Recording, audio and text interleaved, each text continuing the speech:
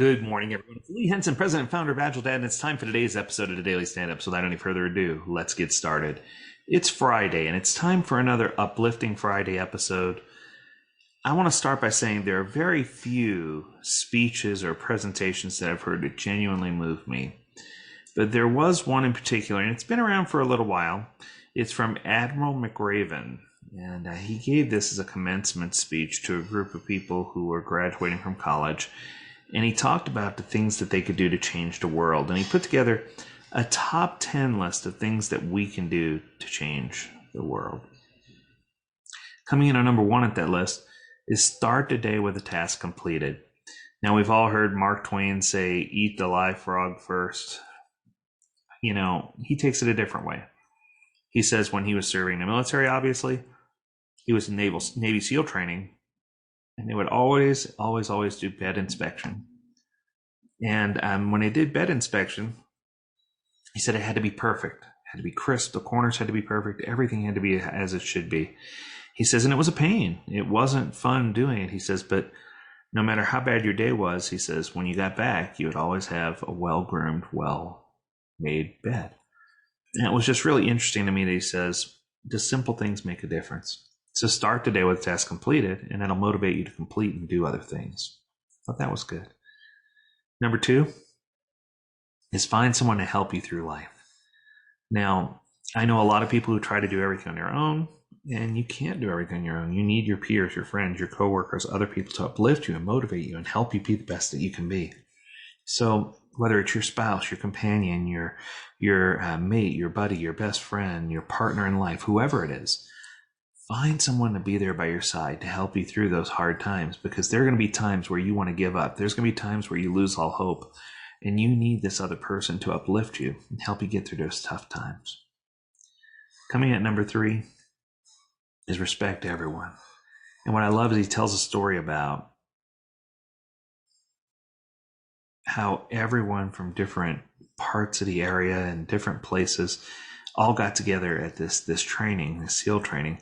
And how they started with 150 something people, but it ends up being only 20 to 30 that actually complete the SEAL training. And he talks about this specific group that was, they have a thing they have to do in a boat, where they have to row the boat against the current and get to a certain place, and they have a certain amount of time to do it in. And the smallest guys, with the shortest arms and the shortest legs, who worked the hardest to get there, blew away everybody else's time. Even the tall guys that were all together, they didn't have the same amount of stamina and the same amount of capability to row together as the smaller guys did. And these guys were from all over the United States. They came from all different backgrounds and ethnicities. He said, it's just time for us to respect everyone. And I thought that was kind of cool. So number 1, start the day off with a task completed. Number 2, find someone to help you through life. Number 3, respect everyone, regardless of color, creed, nationality, religion, who they love, and none of that should matter. Number 4, life is not always fair. Just move forward. I love this one. He said one of the things they had you do was uniform inspection. And he says no matter what happened, they would come in and inspect your uniform. And no matter how hard you tried, there was always something wrong with your uniform. Always. A little scuff on your shoe or a minor scrape on your belt buckle. There was always something that they would find. They would never let you go without finding anything. If they found something, the punishment was at the beginning of the day that you had to go into the ocean, into the water. And then when you came out, you had to roll around on the sand and cover yourself with sand from head to toe. And for the rest of the day, you had to do all of your activities completely wet and covered with sand. Now, what's not fair is that they always would find something wrong. Even if there was nothing wrong, they would find something wrong. And even though it wasn't fair, the question was, were you going to quit or were you going to move forward? What were you going to do when someone faced you with that kind of adversity? And I think that that's a powerful, powerful message. Coming at number 5, he says, don't be afraid to fail often. This translates directly into Agile. You're going to fail. You're going to do things wrong. You're going to make mistakes, and it's okay. You're going to make mistakes in life, and that's okay too. It's not about how many times you fall down. It's about how many times you get back up. And I think that if you fight for what's right, and don't be afraid to face, the consequences of failure, because trying and failing is better than not trying at all. I think that if you try and fail, it teaches you how to not do it so that you can continue to do it better. It was Dyson who built the vacuum cleaner hundreds of times, thousands of times even, before he got the working prototype. And I think that's just so important for us to remember that all good things come through trial and error, right? Number 6 was take risks. I love this one. He says, if you don't take a chance, you never know what's going to happen. There's so many people who don't take risks in life. They don't take chances with simple things or complex things, whether it's getting a new outfit or trying a different haircut or whatever it might be. People just are afraid to take small risks. He tells the story of a gentleman who went through the obstacle course, and there's one section where everyone hangs under a rope and goes hand over hand to get from one end to the other.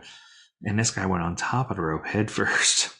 And it seemed insane when he did it because it was super risky, but he broke the course time, and by half the time, several seconds. And it was just really interesting to see how he took that risk, knowing it was a calculated risk that if he followed, he could sustain injury that would put him out of the program, but knowing that he wanted to do it for the betterment of himself and the betterment of his group. I thought that was really, really interesting.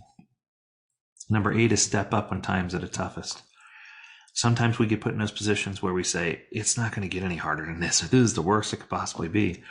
And those are the times where we want to just sit down and quit, or we want to just, step back and let somebody else take the reins. And those are the times where we need to step up, because every single time we step up, it makes us stronger, so that our stamina and our strength can get better, so that we can handle even tougher trials down the road. Step up when times are the toughest. Number 7 is face down the bullies. This one was really interesting to me, and it hit home. I remember personally, through elementary school, junior high, and even part of high school, I wasn't exactly the cool kid always. I got bullied, I got picked on. I was different than a lot of other kids. And it took a long time for me to realize that it was going to continue and get worse until I faced down the bullies, until I found friends who stood with me to face down the bullies. And when we did, our lives changed forever. It was just such a great opportunity for us to bond together and to not let these things happen. Next, we have lift up the downtrodden. This is another one that I really admire. I always say that when we lose ourselves in the service of the least of us, that's when we find out who we really are. And I think that sometimes we don't take time to lift up those people who need it, just with small gestures, little things that we do to help them feel better, whether it's a simple smile or holding a door open or buying them a sandwich. I don't know. There are little things you can do to lift those people up and to give them the hope that they need. Hope is a powerful, powerful mechanism. And then finally, number 10, no matter what you do, never give up. Never give up. Don't give up on yourself. Don't give up on your marriage. Don't give up on your family. Don't give up on your dreams. I think that too many people let their dreams go too easily.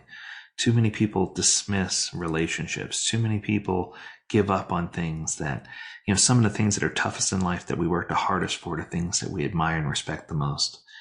And it's too easy for us to give up. If you haven't watched this video, it quite possibly might be one of the best motivational speeches I've ever heard in my life. I'll drop a link down in the comments. But I hope that you will take these to heart, and I hope that you'll find something to do to leave the world better than when you came. Until next week, have a great weekend. Have an amazing weekend.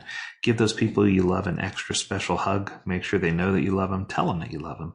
And make sure you do something to uplift others and make the world a better place. Until next week, do take care.